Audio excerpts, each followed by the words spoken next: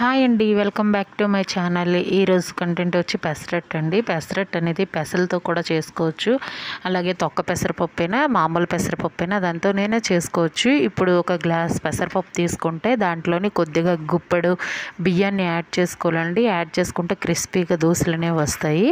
ఈ పెసరట్టు అనేది చాలా చాలా బాగుంటుందండి. ఇది ఏ విధంగా తయారు చేయాలంటే, ముందుగా ఓవర్ నైట్ అంతా కొద్దిగా బియ్యాన్ని వేసుకొని పెసరపప్పు వేసుకొని నానబెట్టుకోవాలండి. నానబెట్టుకున్న తర్వాత మార్నింగ్ లేసి నార్మల్గా 2-3 టైమ్స్ వాష్ చేసుకోవాలి. వాష్ చేసిన తర్వాత మిక్సీలో వేసుకోవాలండి. మిక్సీలో వేసుకున్న తర్వాత దాంట్లో సాల్ట్ యాడ్ చేసుకొని కదిపి దోశ పెనం పెట్టి దానిపైన దోశ అనేది వేసుకోవాలండి. పెసరట్టు అనేది దానిపైన కొద్దిగా ఉల్లిపాయలు గార్నిష్ చేసి వేసుకోవాలి. ఈ పెసరట్టు అనేది ఇది అల్లంతోనైనా పల్లీ చట్నీతోనే దేనితోనైనా కాంబినేషన్ చాలా బాగుంటుందండి. నా వీడియో నచ్చినట్టయితే లైక్ ఇవ్వండి. Bye bye.